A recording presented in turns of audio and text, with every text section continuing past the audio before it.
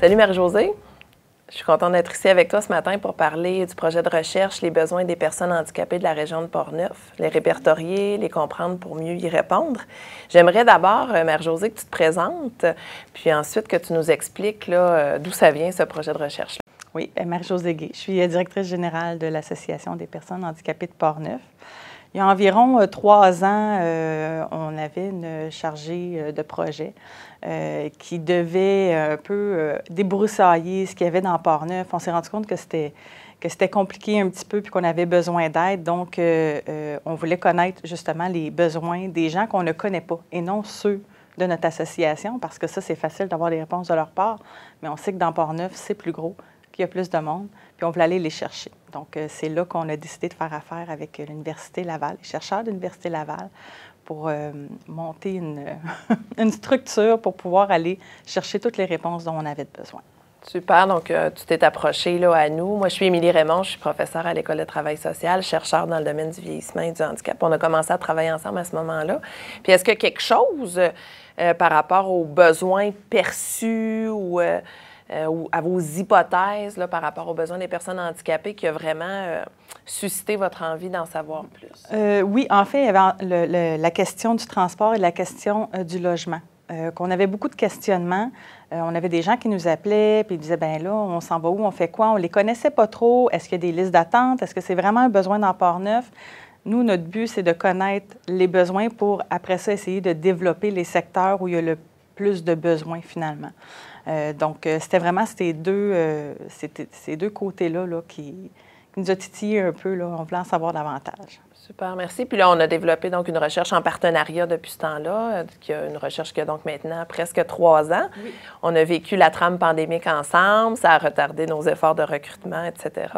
Mais on en est arrivé à mener à bien cette recherche-là dont on va présenter les résultats dans le cadre de notre rencontre d'aujourd'hui. Puis pour ta part, Émilie, est-ce que tu peux nous expliquer un peu comment vous avez procédé pour faire la recherche? En fait, la recherche est une recherche mixte. Ce que ça veut dire mixte, c'est qu'on utilise à la fois des méthodes quantitatives et qualitatives. Donc, dans la première étape, on a élaboré puis on a administré un questionnaire. Donc, on voulait rejoindre à la fois des personnes qui ont des incapacités, des proches aidants, de personnes qui ont des incapacités, pour connaître leurs perceptions, leurs expériences, leurs besoins sur 5 thèmes principaux. Donc, on a parlé de l'accès au commerce et aux services, des déplacements, un enjeu que tu as nommé, les services à domicile également, l'habitation et aussi les loisirs. Donc, on a questionné ces 50 personnes-là.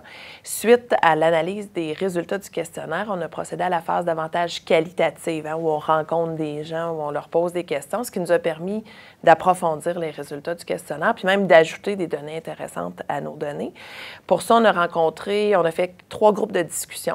Donc, on a rencontré premièrement des intervenants du CIUS qui travaillent dans le domaine de la réadaptation, donc des orthophonistes, ergothérapeutes, travailleuses sociales, éducatrices spécialisées, qui nous ont parlé justement de leur perception de la participation sociale dans la MRC de Portneuf des personnes qui ont des incapacités. On a bien sûr rencontré des personnes principalement concernées, donc des personnes qui ont des incapacités, qui étaient au nombre de 6 personnes, donc une personne de petite taille, des personnes qui ont des incapacités visuelles, des incapacités sur le plan physique. Et finalement, on a rencontré des intervenants dans les organismes communautaires de la région, qui interviennent auprès de différents groupes de personnes. Et on a complété notre recherche de notre collecte de données avec des entrevues individuelles. On a essayé de faire un groupe avec des proches aidants, mais c'est difficile de réunir des personnes qui, au quotidien, ont beaucoup de choses à faire. Donc, on a réuni 6 proches aidants pour que ces personnes-là nous parlent de la participation sociale, comment ils l'aperçoivent en tant que personne proche, d'aidant d'une personne qui a des incapacités. Ça doit être intéressant de voir la différence entre chacun des instances, leurs réponses puis leur perception à... Bien, c'est comme des morceaux de casse-tête, parce que chacun des groupes, même chacune des personnes à l'intérieur des groupes a une expérience différente, une vision de ce qui fait problème, de comment résoudre ces problèmes-là. Donc, d'avoir accès justement à la mise en commun de ces perceptions-là, c'est très riche pour nos résultats. Merveilleux, j'ai hâte de connaître les résultats.